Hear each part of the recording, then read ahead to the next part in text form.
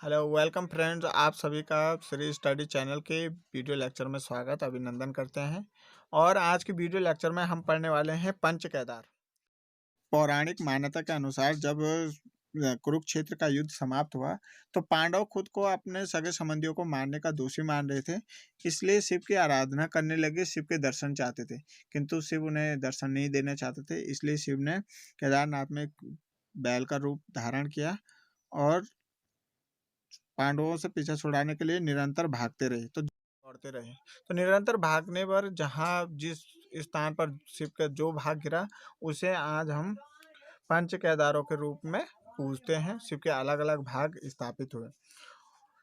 तो यहाँ पर पहला आता है केदारनाथ। केदारनाथ की बात करें तो यहाँ पर शिव के पीठ भाग की पूजा होती है। पंच केदारों में प्रथम केदार के रूप में जाना जाता है केदारनाथ को।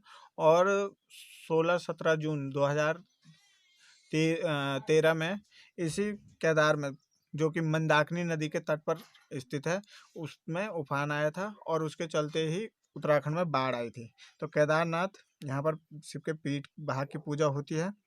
मधमहेश्वर द्वितीय केदार के रूप में पूजा जाता है मधमहेश्वर को। और यहाँ पर शिव के नाभि की पूजा होती है। यहाँ पर शिव के नाभि की पूजा होती है। अब याद कैसे करें, क्योंकि मधमहेश्वर हमारी नाभि मध्य भाग में होती है, तो मधमहेश्वर मध्य में ही नाभि होती है, तो मधमहेश्वर में नाभि की पूजा की जाती है शिव के। उसके बाद आते हैं तुंग। तुंग अर्थात भुजाएं। तो तुंगनाथ में शिव के भुजाओं की पूजा होती है। तो अगर पूछा जाए तुंगनाथ में किसकी पूजा, तो भुजाओं की पूजा। तृतीय केदार के रूप में जाना जाता है। चतुर्थ केदार के रूप में जाता है रुद्रनाथ। यहाँ पर शिव के रौद्र मुख की पूजा होती है। और शिव का मुख कैसा होता है, रौद्र। तो रौद्र और रुद्र ऐसा करके याद है। रुद्रनाथ में शिव के रौद्र मुख की पूजा होती है। वैसे ही कल्पेश्वर, कल्पेश्वर में केशों की पूजा होती है। क से कल्पेश्वर और क से केश ऐसे करके याद रख सकते हैं। तो मुख से नीचे वाले भाग जो हैं, अर्थात शरीर के जो भाग हैं, भुजाएं, नाभि और पीठ, इन सब ये केदार रुद्रप्रयाग जिले के अंतर्गत आते हैं। यहाँ पर शिव के इन भागों की पूजा होती है। और शरीर से ऊपर के भाग अर्थात मुख और केशों की पूजा ये चमोली जिले के अंतर्गत आते हैं। अर्थात रुद्रनाथ और कल्पेश्वर महादेव, ये दोनों कहाँ हैं, चमोली जिले के। तो मुख से नीचे वाले भाग रुद्रप्रयाग जिले में, और मुख और केश वाले भाग कहाँ स्थापित हुए, चमोली में। और पंच केदार में जैसे बताया, रुद्रप्रयाग में 3 आगे, केदारनाथ, मधमहेश्वर और तुंगनाथ। चमोली में रुद्रनाथ और कल्पेश्वर। अब बात करते हैं रुद्रप्रयाग में पहले 3 केदारों की। तो रुद्रप्रयाग जिले की बात करूं तो इसकी स्थापना 18 सितंबर 1997 में हुई थी। और इसके क्षेत्रफल की बात करूं तो 1984 वर्ग किलोमीटर इसका क्षेत्रफल है। महाभारत में रुद्रप्रयाग को रुद्रावर्त कहा गया है। रुद्रप्रयाग जिले की विशेष बात की जाए तो ये अलकनंदा और मंदाकिनी के तट शीर्ष पर स्थित है रुद्रप्रयाग। यहीं पर अलकनंदा और मंदाकिनी का संगम होता है। और वहीं बात करें चमोली जिले की, तो चमोली पौड़ी गढ़वाल और टिहरी गढ़वाल से निकालकर बनाया गया जिला है। 1960 में चमोली जिले की स्थापना हुई और जिसका क्षेत्रफल 8030 है। केदारनाथ की बात करें तो समुद्र तल से 3584 मीटर की ऊंचाई पर स्थित है। और यहाँ पर 3 पर्वतों के बीच गिरा हुआ, भरतखंड, केदार पर्वत और खर्चखंड, इनके मध्य में अवस्थित है। और इनकी लगभग ऊंचाई जिनकी 21,600 फुट से 22,600 फुट है। यहीं पर बात करें तो इस मंदिर के ऊंचाई की बात करें तो इसकी ऊंचाई 85 फीट है। और चौड़ाई की बात करें तो 187 फीट इसकी चौड़ाई है। और दीवार की मोटाई की बात करें तो 12 फीट इसकी मोटाई है।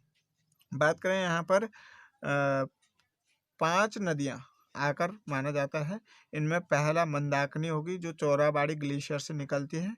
दूसरा क्षीर गंगा, मधु गंगा, सरस्वती और शिव ये अलकनंदा, वो भी यहीं पर आकर मिलती है।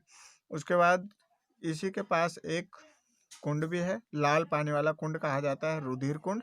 और ध्यान गुफा, वो भी इसी के समीप है। भैया दूज पर इसके कपाट बंद हो जाते हैं और पंचमुखी मूर्ति को ऊखीमठ ले जाया जाता है, वहीं उसकी पूजा होती है।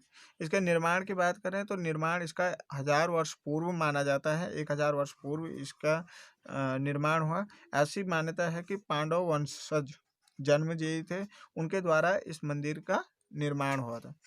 और ग्वालियर अभिलेख के अनुसार राजा भोज ने 10वीं शताब्दी में इसका निर्माण करवाया था केदारनाथ का। ये ग्वालियर अभिलेख में मिलता है, राजा भोज का है ग्वालियर अभिलेख, उसमें ऐसे लेख प्राप्त होते हैं। 8वीं शताब्दी में इसका जीर्णोद्धार आदि गुरु शंकराचार्य ने किया था और राहुल सांकृत्यायन इसके निर्माण को 10 से 12वीं सदी मानते हैं। पंच केदार में द्वितीय केदार के रूप में जाना जाता है मद्महेश्वर को।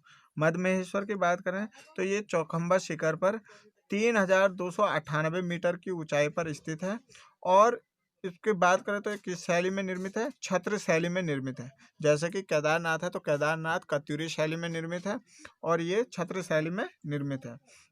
चौखंबा शिखर पर है मद्महेश्वर और यहाँ पर शिव के नाभि की पूजा होती है।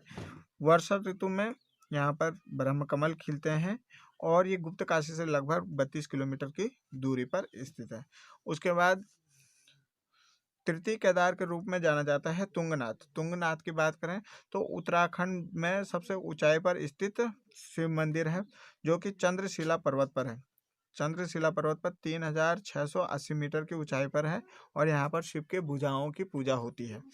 वही बात करें कि एक प्रश्न भी बना था कि यहाँ पर तुंगनाथ में किस भगवान की पूजा होती है, तो तुंगनाथ में शिव की पूजा होती है।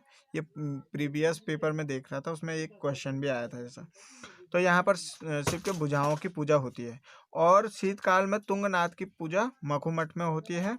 उत्तराखंड में सर्वाधिक ऊंचाई पर स्थित देव मंदिर है।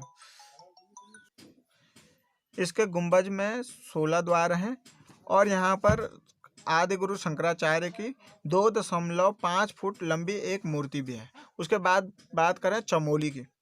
चमोली में आने वाले 2 केदार आते हैं, एक तो रुद्रनाथ आता है जहाँ पर शिव के रौद्र मुख की पूजा होती है और कल्पेश्वर में केशों की पूजा। तो चमोली जिले की बात करें तो इसका गठन 1960 में हुआ और क्षेत्रफल की बात करें तो 8030 किलोमीटर इसका क्षेत्रफल है।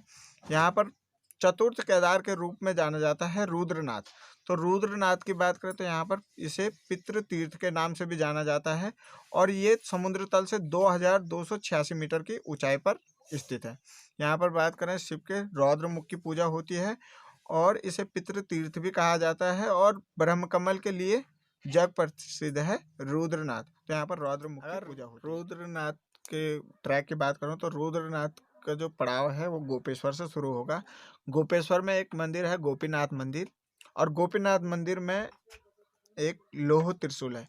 ये गोपीनाथ मंदिर लोह त्रिशूल के लिए फेमस है। अगर पूछा जाए कि कौन सा मंदिर में शिव के लोह त्रिशूल, एक बड़ा लोह त्रिशूल है, तो वो गोपीनाथ मंदिर में है और गोपीनाथ मंदिर गोपेश्वर के अंतर्गत आता है। यहाँ से कुछ किलोमीटर आगे चलने पर अर्थात 5 किलोमीटर जाने पर सगर गाँव पड़ता है और उससे कुछ आगे जाने पर पहला बुग्याल पड़ता है, पुंग बुग्याल। तो पुंग बुग्याल भी चमोली जिले के अंतर्गत है। और बुग्याल किसे कहते हैं तो ऊंची ऊंची पहाड़ियों पर विस्तृत मखमली घास के विस्तृत मैदानों को, जहाँ पर भेड़ बकरियां आदि के लिए जनजाति लोग यहाँ इन क्षेत्रों में जाते हैं। तो भोटिया आदि वो लोग इन क्षेत्रों में निवास करते हैं, तो बुग्याल क्षेत्र कहलाता है। तो चमोली जिले के अंतर्गत पुंग बुग्याल, कलचात बुग्याल, चक्रघनी बुग्याल और लूडी बुग्याल, पनार बुग्याल, इनके बाद आता है पितृधार। पितृधार के बाद वैतरणी कुंड और नारद कुंड, 2 कुंड हैं यहाँ पर, नारद कुंड और वैतरणी कुंड। वैतरणी कुंड के बाद आता है रुद्रनाथ जो कि चतुर्थ केदार के रूप में माना जाता है और इसकी पूजा यहाँ पर 6 माह रुद्रनाथ में होती है।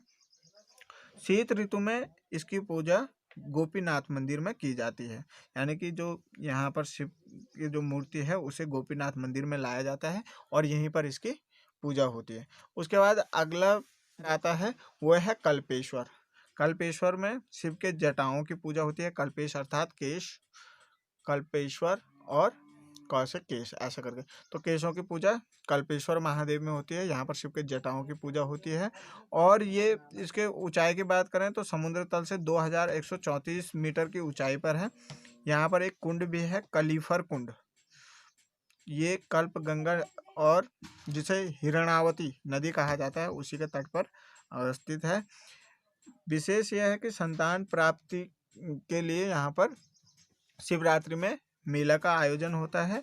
के बाद बात की जाए तो यहाँ के पुजारियों की, तो पुजारी नेगी परिवार से होते हैं, जिनको स्थानीय भाषा में भल्ला कहा जाता है।